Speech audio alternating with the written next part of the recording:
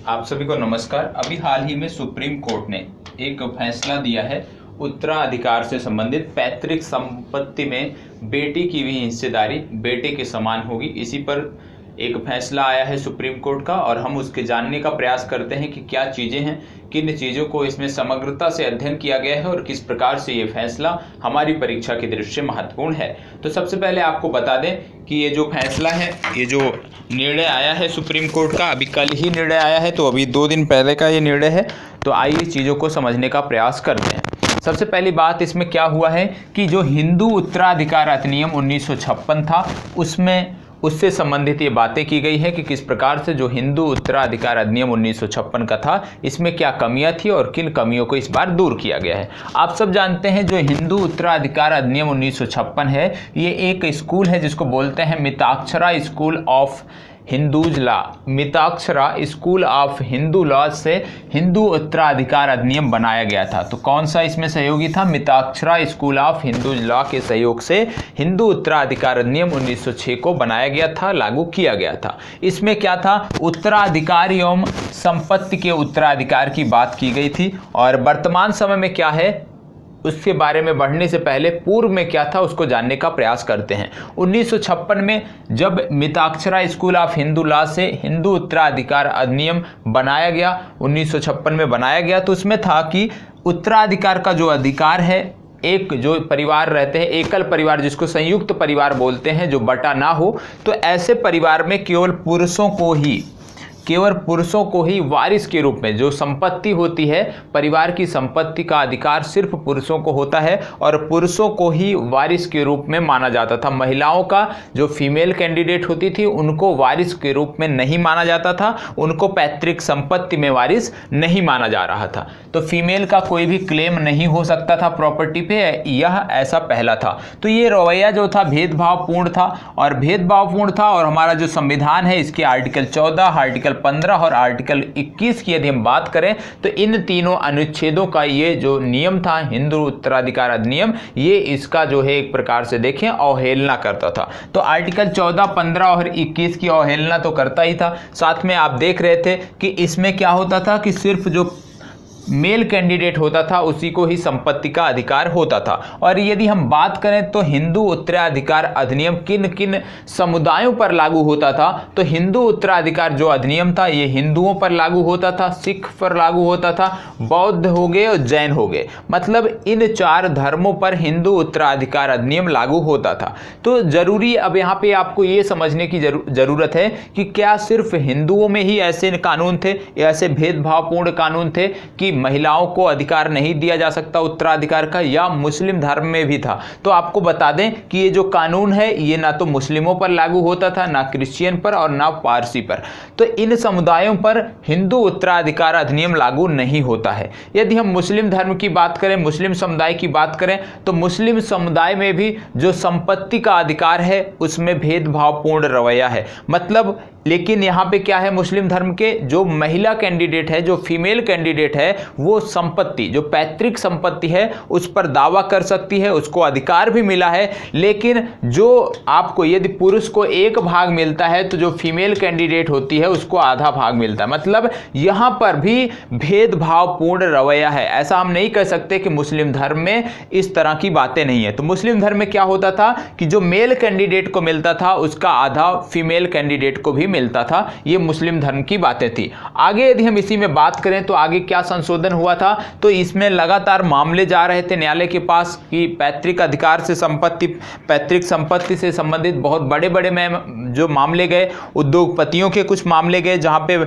जो बच्चियां होती थी उनको भी शेयर मिले होते थे कंपनियों में, लेकिन शादी के बाद उनका कोई अधिकार उस पर नहीं रह जाता था और वो क्लेम नहीं कर सकती थी। तो इस सब से संबंधित बहुत सारे मामले सुप्रीम कोर्ट में गए और 2005 में सुप्रीम कोर्ट ने इस पर एक संशोधन एक संशोधन इस पर किया। क्या संशोधन किया यदि हम उसकी बात करें तो यहाँ पे सेक्शन 6 जो है जोड़ा गया, और इस सेक्शन 6 में क्या बोला गया कि जो पुत्री है वो हम वारिस हो सकती है। मतलब जिस तरह से पुत्र को पैतृक संपत्ति पर अधिकार है, उसी तरह से पुत्री को भी पैतृक संपत्ति पर अधिकार दिया जाएगा। ये कब बात हुई? 2005 में बात हुई। और ये जो बात की गई, ये 174वां लॉ कमीशन बना था, और 174वें लॉ कमीशन ने ये रिपोर्ट दी थी, ये संस्तुति दी थी, ये मांग की थी कि महिलाओं को भी पैतृक संपत्ति पर समान अधिकार होने चाहिए। तो यहाँ पे एक फैक्ट नोट करना है कि ये किस लॉ कमीशन में आए? 174वें लॉ कमीशन के अंतर्गत इसकी बात की गई थी, ये आपको पता होना चाहिए। याद रखिएगा, लॉ कमीशन की बात हो रही है, फाइनेंस कमीशन की बात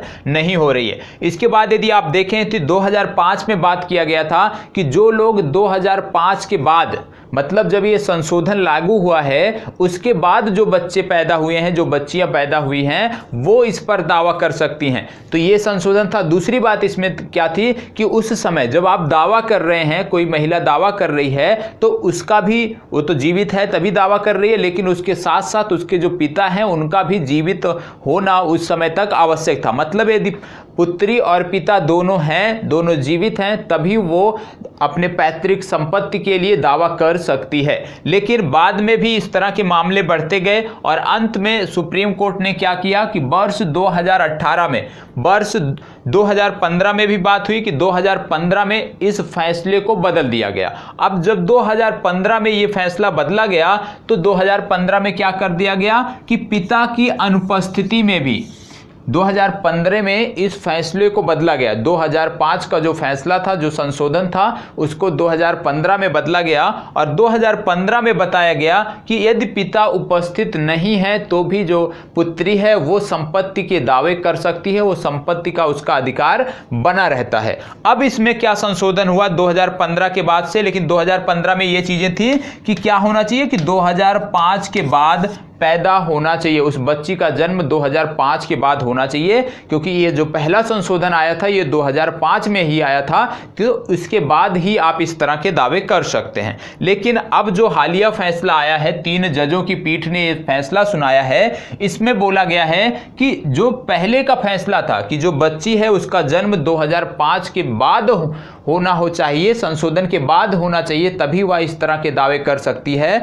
मौजूदा फैसले में क्या कर दिया गया है? इन सब को बदल दिया गया है। अब बोला गया है कि लिविंग डॉटर एंड फादर, मतलब यदि बच्ची जो जीवित है, बच्ची तो जीवित है तभी दावा करेगी, साथ साथ पिता का जीवित होना आवश्यक नहीं है। यदि किसी बच्ची की पिता जो है नहीं है, उनका देहांत हो गया है, तो भी वह बच्ची इसके लिए दावा कर सकती है। और इसमें क्या चीजें बोली गई हैं कि जरूरी नहीं है कि 2005 के बाद के विवाद हो, 2005 के पहले का भी कोई विवाद है तो उसमें भी कोई बच्ची दावा कर सकती है। कहने का मतलब है कि अब जो 2020 का फैसला सुनाया गया है, इसके आधार पर हम कह सकते हैं कि अब किसी भी संपत्ति में जो बच्चियां होंगी और जो एक प्रकार से कह सकते हैं जो मेल कैंडिडेट होंगे और जो फीमेल कैंडिडेट होंगे, दोनों का समान अधिकार होगा, चाहे उनका जन्म 2005 के पहले हुआ हो, चाहे 2005 के बाद हुआ हो, चाहे उनके पिता जीवित हों या नहीं जीवित हों। अब ये सभी मामले नहीं होंगे। कहने का मतलब है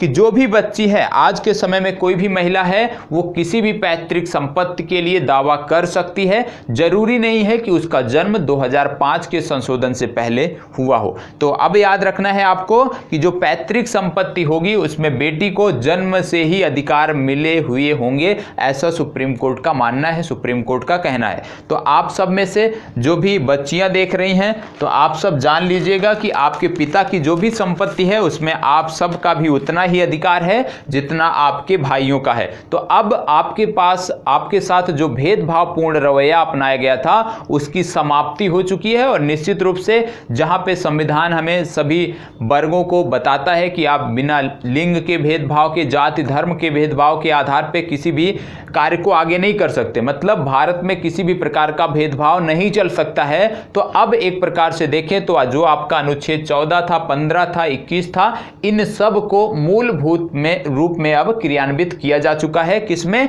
हिंदू लॉज में। ठीक है, तो हिंदू का जो हमारा था, हिंदू धर्म के लिए जो हिंदू उत्तराधिकार अधिनियम था, अब इसमें जो भेदभाव थे वो समाप्त किए जा चुके हैं और अब आगे से कोई भी बच्ची अपने पिता की संपत्ति में दावेदारी कर सकती है हिस्सेदारी के लिए। यदि उसको उसकी हिस्सेदारी नहीं मिलती है तो वो कोर्ट का सहारा ले सकती है। तो आपको सिर्फ इतना जानना था कि क्या क्या संशोधन हुए हैं। तो एक बार बता दें कि संशोधन क्या क्या हुए हैं। सबसे पहले था कि 2005 के बाद की बात करेंगे, क्योंकि 2005 में संशोधन किया गया था। तो इस समय बोला गया था कि जो बच्चियां 2005 के बाद जन्म ली होंगी वही इस अधिनियम के अंतर्गत आएंगी, इस कानून के अंतर्गत आएंगी। 2005 के पहले यदि किसी का जन्म हुआ है तो इस संशोधन के आधार पर वो दावा नहीं कर सकता है।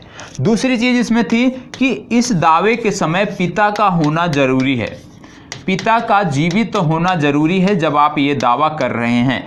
अब क्या कर दिया गया कि पिता का जीवित होना जरूरी नहीं है। यदि पिता नहीं है तो भी जो बच्ची है वो अपनी संपत्ति के लिए दावा कर सकती है, जरूरी नहीं है कि उसका जन्म 2005 के बाद हुआ हो। तो भेदभावपूर्ण जो रवैया था हमारा वो अब समाप्त हो चुका है और निश्चित रूप से यदि हम देखें तो एक सकारात्मक कदम इसको कहा जा सकता है कि अब हिंदू उत्तराधिकार जो अधिनियम 1956 का था, जहां पर सिर्फ पुरुषों को ही संपत्ति का अधिकार दिया गया था, पैतृक संपत्ति में अधिकार दिया गया था, उसकी अब समाप्ति हो चुकी है। यह अध्याय अब समाप्त हो चुका है। अब चाहे वो मेल कैंडिडेट है या फीमेल कैंडिडेट है, दोनों को पैतृक संपत्ति में समान अधिकार है।